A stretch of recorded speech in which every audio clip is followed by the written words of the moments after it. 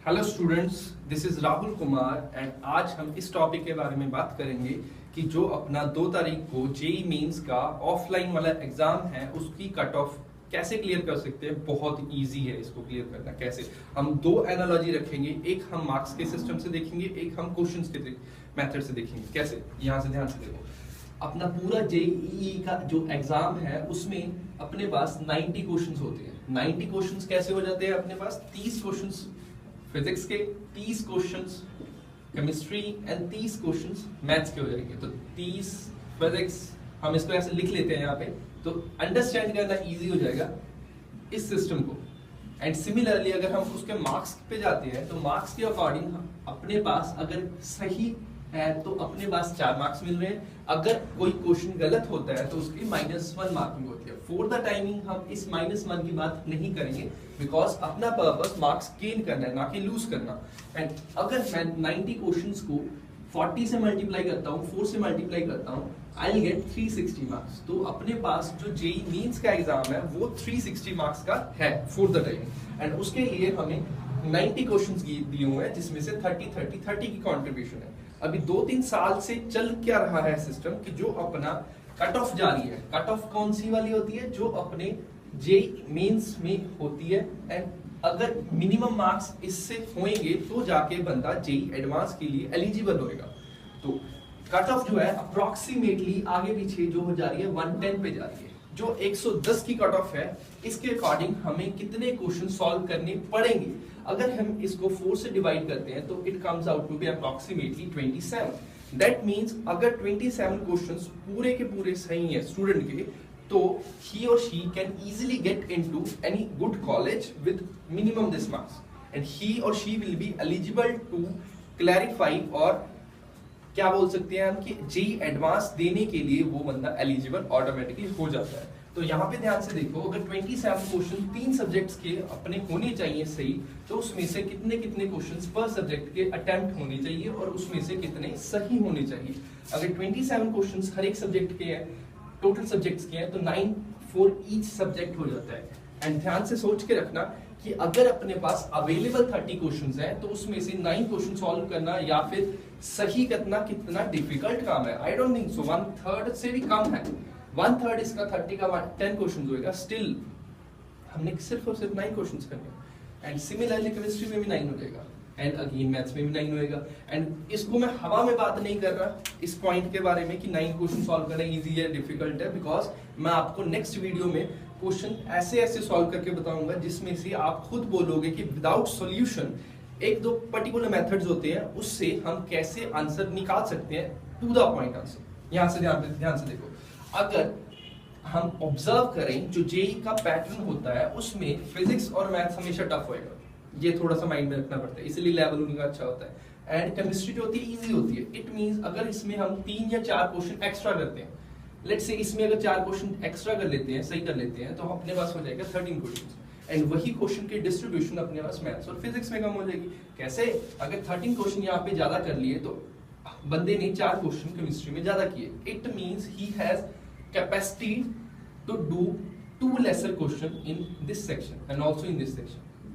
It means अगर बंदा 30 में से 7 क्वेश्चंस भी सही कर रहा है, एंड सिमिलरली मैथ्स में 30 में से 7 क्वेश्चन सही कर रहा है, तो ऑटोमेटिकली उसका सिस्टम सारा सेट हो जाता है। और साथ में अगर वो केमिस्ट्री के ऐसा कॉम्बिनेशन बन रहा है तो ऑटोमेटिकली उसका जो अपना जेईई एडवांस का पैटर्न है वो उसके लिए एलिजिबल हो जाएगा इजीली। अब हम ध्यान से देखना है कि ये जो लास्ट वाले 2 डेज होंगे, जो जेईई मेंस के एग्जाम के पहले वाले होंगे, उसमें क्या क्या ध्यान रखना है, क्या क्या करना है और क्या क्या नहीं करना है। कैसे?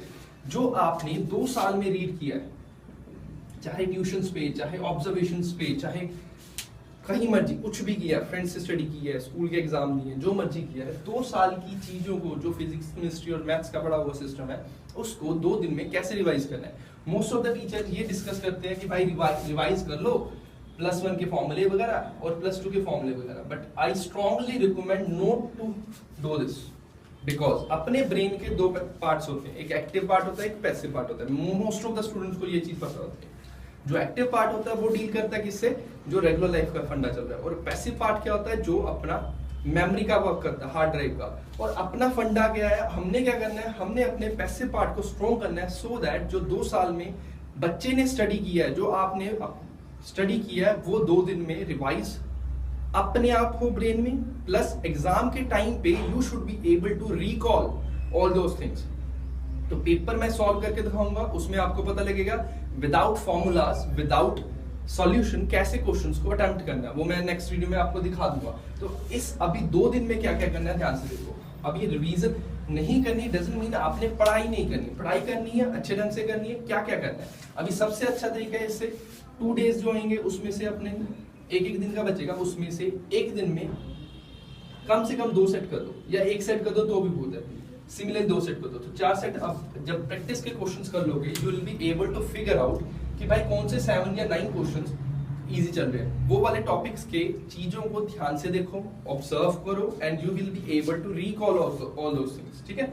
और क्या कर सकते हो आपने एक तो अपनी स्लीप पूरी करनी है। जनरली स्टूडेंट के लिए स्लीप होती है 7 to 8 आवर्स की। एंड ध्यान रखियो जिस मूवमेंट पे आपने भी ऑब्जर्व किया होगा, जिस मूवमेंट पे अपनी नींद पूरी होती है, स्लीप पूरी होती है, ऑटोमेटिकली ब्रेन जो होता है बहुत ज्यादा स्पीड पे वर्क करता है। और हमें चाहिए भी क्या, हमें क्या चाहिए, अपना ब्रेन फुल स्पीड पे वर्क करे जिस मूवमेंट पे हम एग्जाम में इतने क्वेश्चन अटेम्प्ट एग्जाम दे रहे हैं, ये चीज होती है, ठीक है।